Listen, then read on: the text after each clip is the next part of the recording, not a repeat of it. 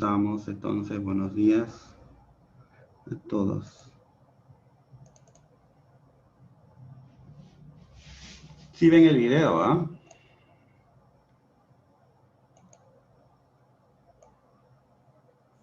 Sí, sí, sí.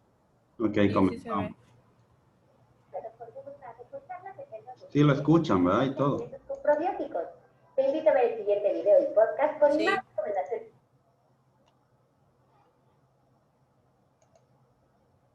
De la Ciudad de México, de los municipios de donde residan.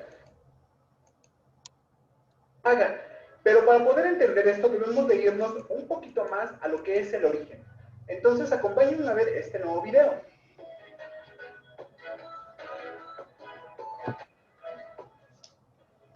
Pues bien, para poder entender un poquito más esto de lo que son los impuestos en México, vamos a hablar de lo que es el origen. ¿Y dónde está el origen? Pues básicamente en la Constitución Política de los Estados Unidos Mexicanos. Y que nos dice que es obligación de cada uno de los mexicanos contribuir a los gastos públicos, es decir, con todos aquellos gastos que nosotros requerimos día a día. ¿Cómo qué? Como pueden ser a lo mejor hospitales, escuelas, etcétera, etcétera. Pero nos dice que además de la federación, como los estados, deben de ser de la Ciudad de México, de los municipios de donde residan, tanto de manera proporcional como de manera equitativa, según lo que nos dispongan las leyes.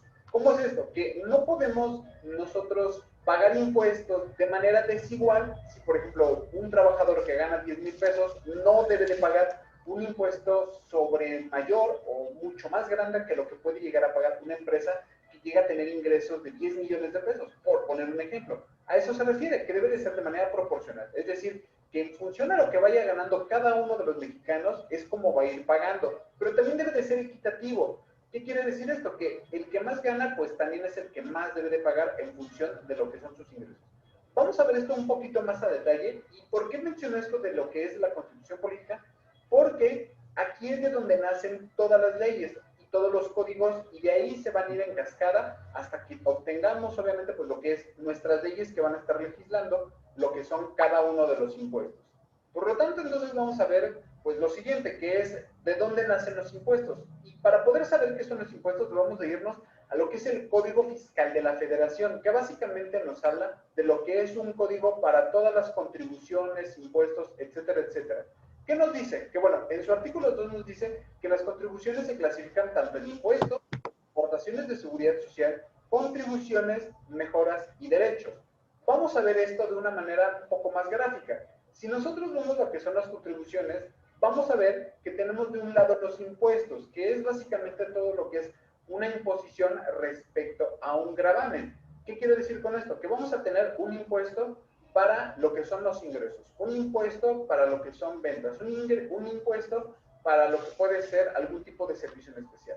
Luego vienen lo que son las aportaciones de seguridad social, algo que es muy conocido en otros países. Aquí en México tenemos dos grandes instituciones que son muy representativas de lo que es en México la seguridad social, que por un lado es el Instituto Mexicano del Seguro Social y por el otro lado lo que es el ISSSTE, que básicamente es para dependencias de gobierno y para trabajadores del Estado. Luego vamos a tener lo que son contribuciones de mejora. Normalmente aquí venimos englobando todo lo que son esas contribuciones que van a servir de alguna manera para que se puedan hacer mejoras a diferentes o a ciertos rubros muy específicos. ¿Como qué? Como pueden ser a lo mejor carreteras, como pueden ser alumbrados, como pueden ser parques, etcétera, etcétera. Y luego viene el derecho o las contribuciones en derechos, que es básicamente contribuciones que nosotros vamos a pagar por tener derecho a algo. Luego vamos a ver cómo es que se forman los impuestos. Pues bueno, los impuestos son las contribuciones establecidas en las leyes que deben pagar las personas físicas y las personas morales, que se encuentran pues en una situación jurídica aceptable y de hecho que están previstas dentro de las mismas leyes.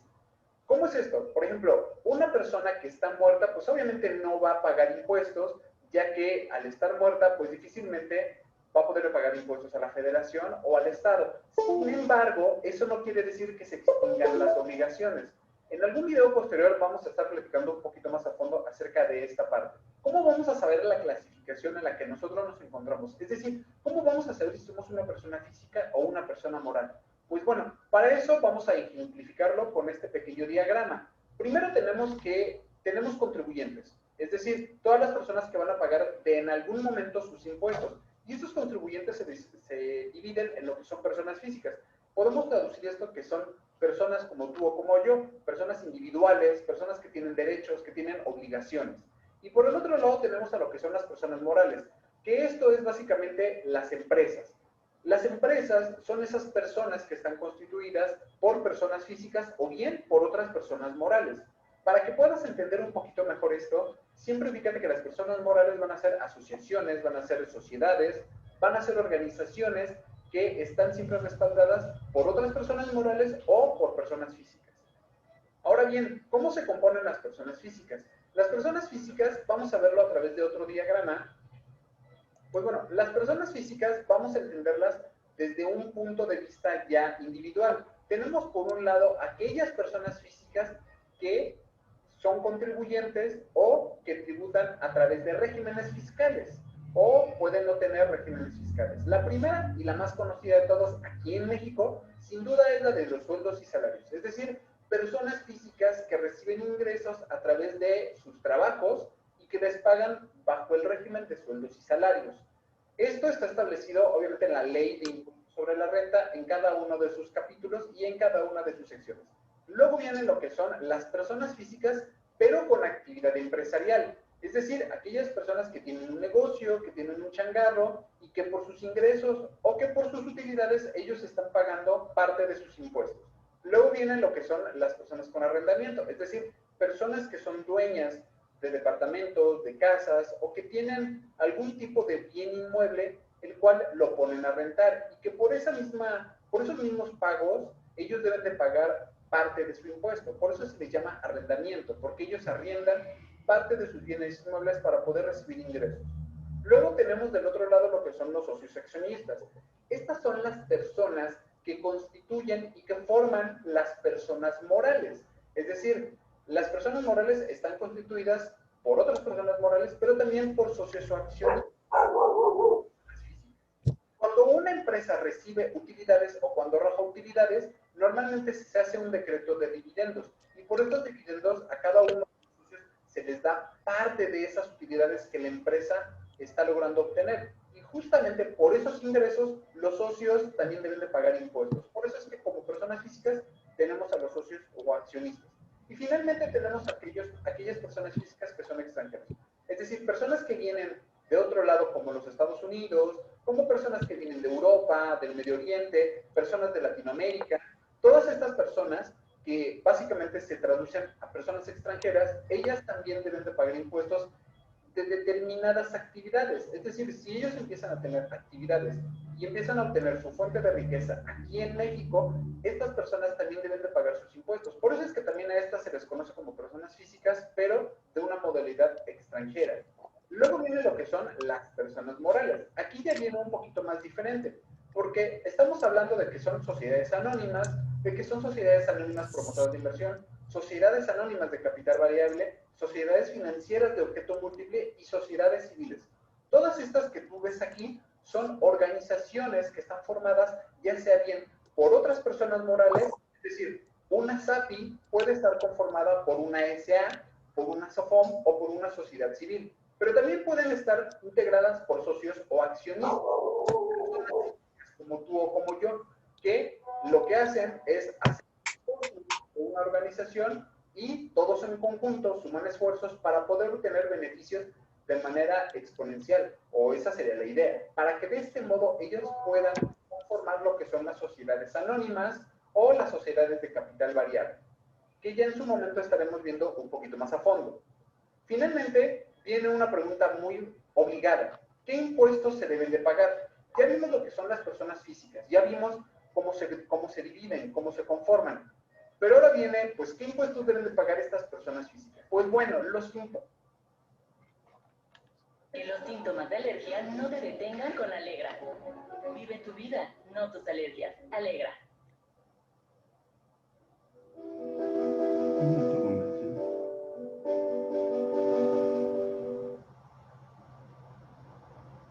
Los impuestos se dividen en dos. Primero tenemos los impuestos federales y después los impuestos estatales. Los impuestos federales son todos aquellos que están en toda la República Mexicana, que no importa que tú estés, por ejemplo, en Baja California Sur o en Cancún, de todos modos, tú estás obligado, o en este caso el contribuyente está obligado a pagar estos impuestos. ¿Y de qué impuestos estamos hablando? Pues para tomar como ejemplo algunos, porque no son todos, vamos a nombrar a los dos principales. Tenemos el impuesto al valor agregado, también llamado IVA, y tenemos el impuesto sobre la renta, que es el famoso ISR, que de hecho este impuesto puede coincidir con muchos de los que hay en otros países. Y estos, al menos este impuesto sobre la renta, lo que grava es la utilidad que se obtiene por cada una de las actividades que nosotros hacemos. Y el impuesto al valor agregado, pues es un impuesto que nosotros pagamos cuando realizamos algún tipo de actividad, ya sea que paguemos, ya sea que estemos pagando alguna mercancía, que paguemos nuestra despensa, etcétera, etcétera. Y dentro de esto hay mucha tela de donde nosotros podemos tejer y ya estaremos hablando posteriormente y estaremos dando un curso de lo que es el impuesto al valor agregado. Bien, luego vienen los impuestos estatales. Los impuestos estatales se pueden traducir como aquellos impuestos que están en determinados estados, que a lo mejor se pueden repetir en algunos, pero con tasas diferentes o con importes diferentes a los cuales nosotros te estaremos pagando. Podemos estar hablando, por ejemplo, y hablando solo de algunos, del impuesto sobre nóminas. Es decir, aquellas personas que pagan a sus trabajadores sus nóminas o lo que son sus sueldos y salarios, y específicamente por ese rubro, por pagar lo que son los sueldos y salarios, nosotros debemos de pagar un impuesto sobre esas nóminas. Generalmente este impuesto varía de 2-3% según el estado en el que tú estés. Por eso aquí es una parte muy importante. Los impuestos estatales tienden a ser diferentes en cada uno de los estados dentro de la República Mexicana. Luego tenemos lo que son los impuestos por la prestación de servicios de hospedaje.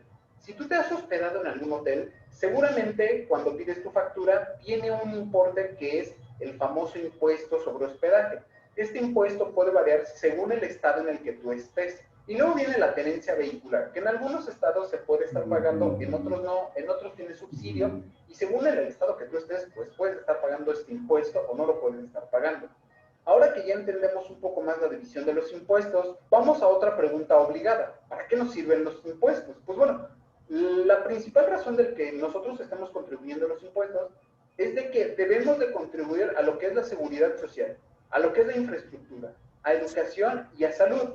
Vamos a tener de un lado la seguridad. Para que nosotros estemos recibiendo seguridad pública, es decir, que tengamos a un policía en nuestras calles, que tengamos una comisaría, que tengamos este tipo de organizaciones que a nosotros nos brindan seguridad pública, pues es uno de los principales motivos del por cual nosotros estamos pagando impuestos.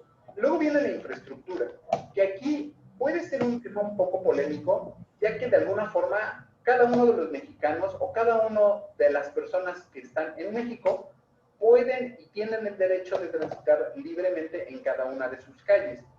Pero para que puedan transitar libremente, el gobierno debe de poder construir infraestructura capaz de que nos permita a nosotros circular dentro de la República Mexicana. Y aquí nosotros normalmente lo traducimos como lo que son carreteras, como pueden ser autopistas, etcétera, etcétera.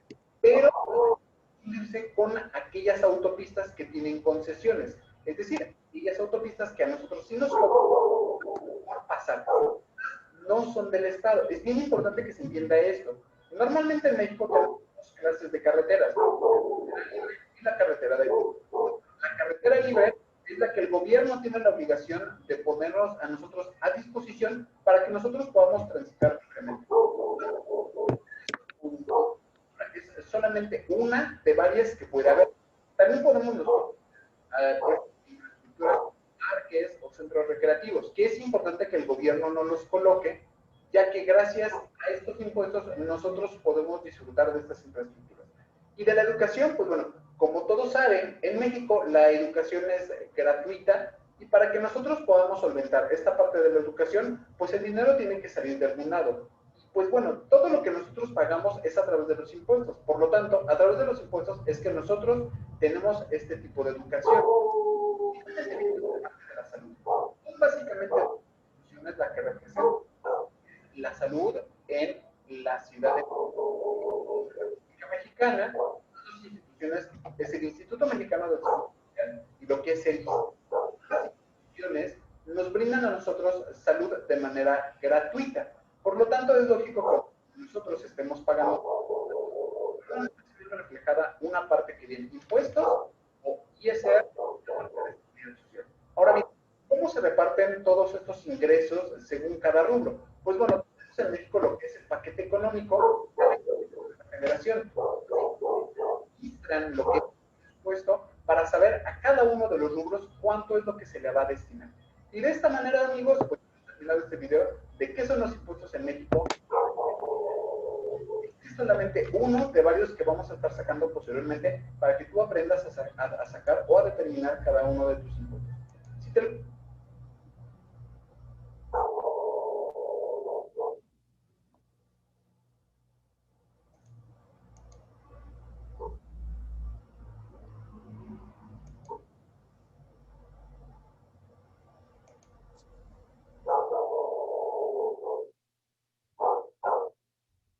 ¿Qué piensan?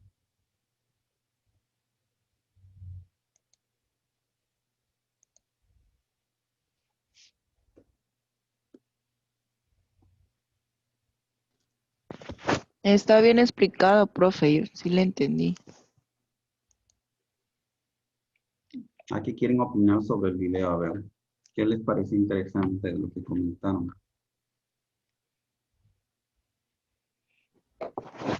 Yo no sabía que los impuestos estaban divididos en dos, federales y estatales.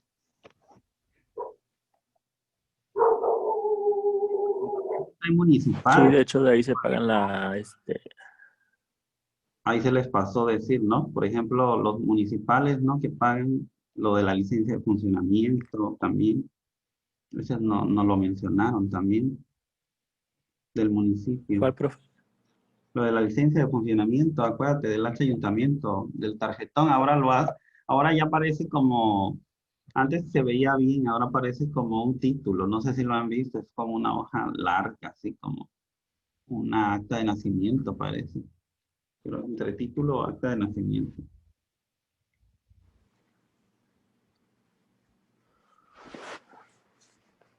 Pues sí, ahí se pagan nuestros impuestos, pero a veces ni los aplican. Se pierden. Sí, nos estaba comentando ahí de las obligaciones, ¿no? Que están todas establecidas en la Constitución, en el artículo 31, ¿no? Nos mencionaba que son obligaciones de los mexicanos, ¿no?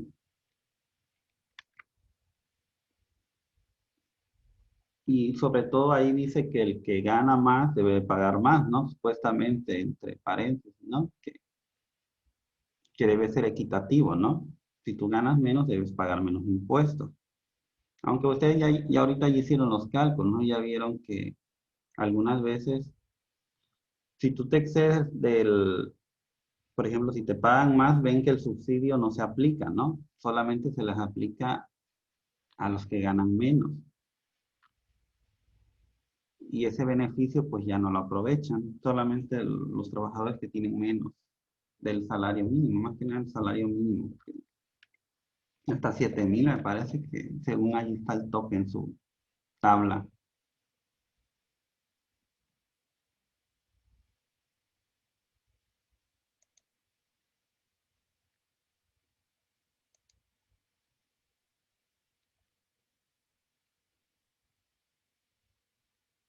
¿Qué más?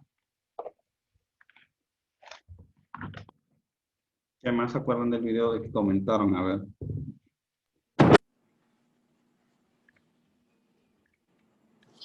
Pues la importancia, profe, ¿no? De poder contribuir, de pagar nuestros impuestos y hacia dónde, pues, aparentemente deben ir, ¿no? Hacia lo que es la educación pública, a lo que es el servicio de seguridad pública también, aunque a veces no se aplica correctamente, pero pues a veces no teníamos el conocimiento, ¿no? De a dónde iba todos nuestros impuestos y también la desigualdad, ¿no? De los impuestos nacionales y los estatales. Hay en algunos lugares que efectivamente pues no se cobra lo que es la tenencia vehicular. Algunos lugares en los que es más económico la licencia de conducir. Y ahí varía, ¿no? Entre el gobierno del estado y el nacional. Como dices tú, debería ser Pero sí es igual, importante porque ¿sí? sí, De igualdad hecho, con lo también. de respecto a lo de la tendencia, creo que es en Cuernavaca donde no se paga. Sí, hay varios estados que no se paga la tenencia, ¿verdad? Pero, vos digo, hay una desigualdad, ¿no? Por lo mismo, que en unos sí y otros no. Pero ya son cuestiones, es lo malo de que debiera de ser todo igual, ¿no? Estamos en el mismo país, ¿no? Aunque sean diferentes estados, debería ser las leyes para la misma, para todos los estados, pero no es así. Sí. Esto pasa mucho, ¿no?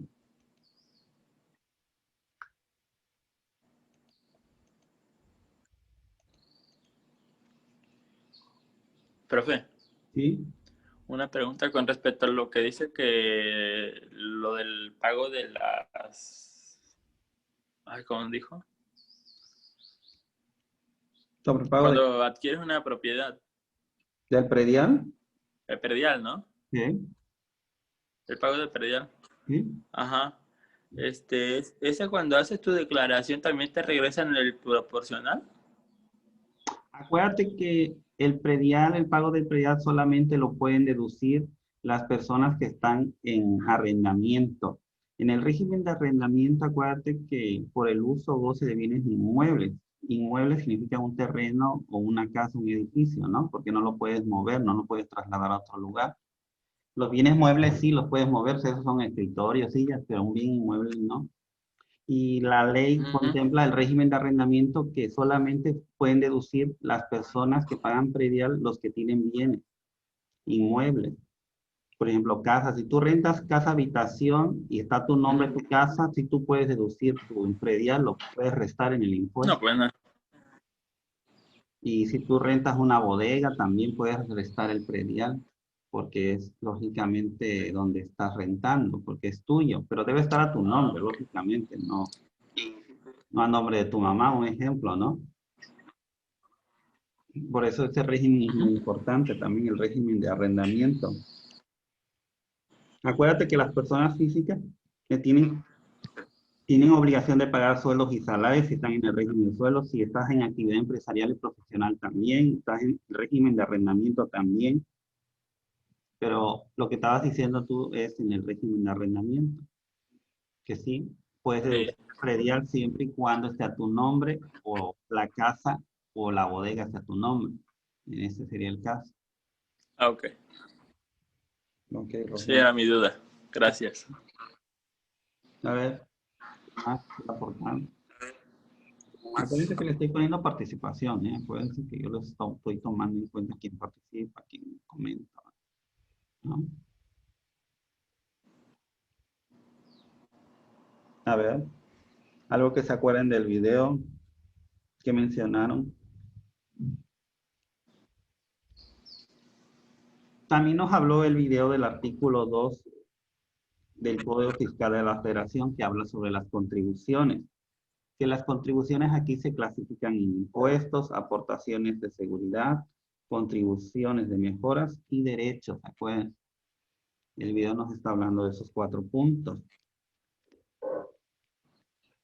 A ver, que esos 4 puntos, que desean hablar de un punto? A ver, díganme algo.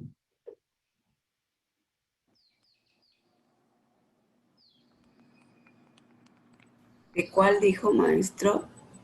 Por ejemplo, acuérdate que el artículo 2 del Código Fiscal de la Federación nos habla de la clasificación de las contribuciones y esta nos habla de los impuestos, de las aportaciones de seguridad, de las contribuciones de mejoras y derechos. De estas, por ejemplo, como cuál quisieras comentar algo.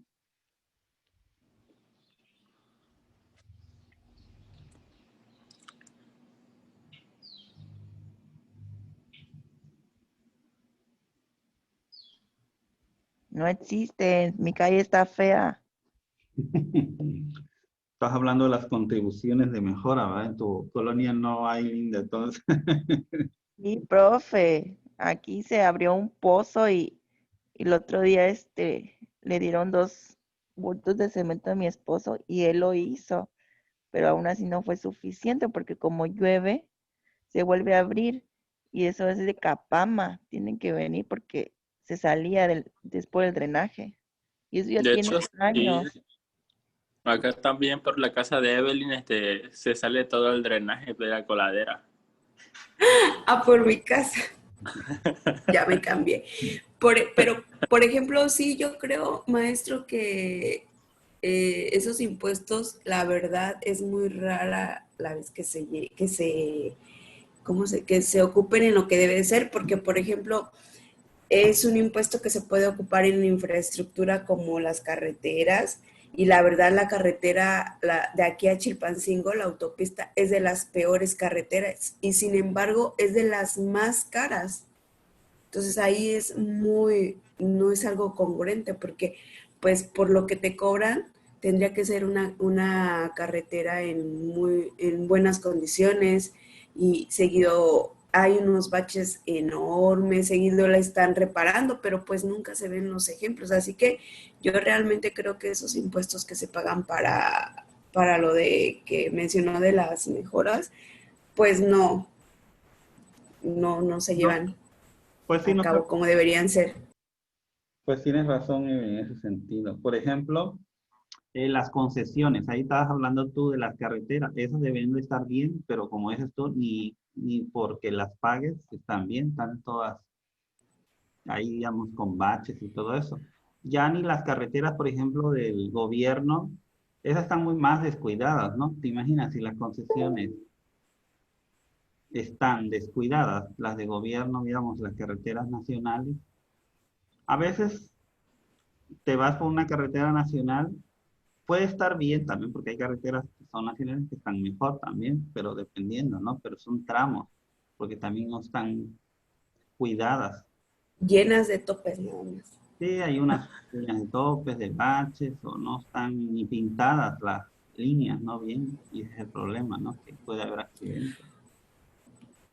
Pero Por aquí, ejemplo, sí, dime. de esas contribuciones que usted habla también engloba lo que es el alumbrado público, ¿no?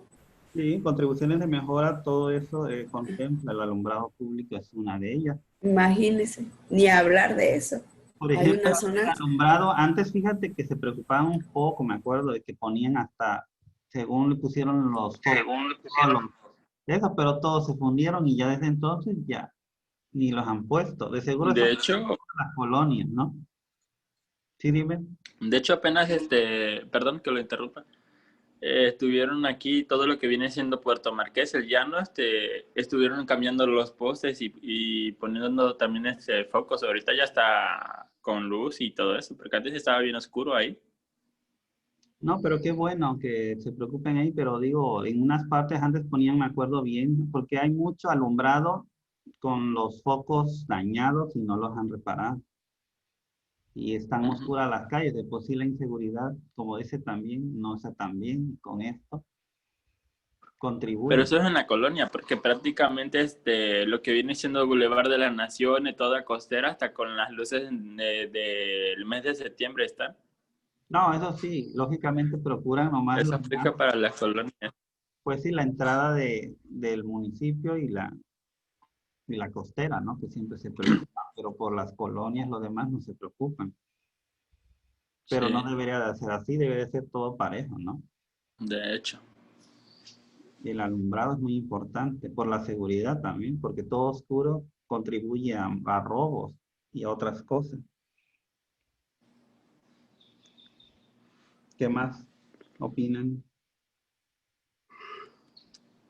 Profe, también incluye lo que es la educación, la infraestructura de las escuelas, Sí, correcto, ahí entra la educación, la infraestructura. porque hay algunas escuelas a las que yo he ido, digamos primaria y lo que es preescolar, y están cuarteadas, y otras ni techado tienen donde comen los niños. Fíjate que eso también han descuidado mucho, inclusivemente como tú mismo dices, cuando más hay temblores, acuérdate que muchas escuelas hasta se han caído, porque como hay temblores ni las checan, nomás checan, va bomberos a supervisar que está la cuarteadura, así como dices tú, pero no hacen nada, no reparan la escuela o algo. Por Sí, seguridad. pero bueno, pero Porque, profe, por ejemplo, en el kinder de mi hijo, los padres de familia, nosotros fuimos los que pusimos el techado. No fue por parte de la escuela. sí, pero también creo que los padres o maestros o no sé, deben de meter gestión para que les aplique, Ajá. les hagan las Tienen que escuelas, ¿eh? gestionar. Tienen que gestionar. La directora es la que se debe poner Pero las y la pilas y todo. directora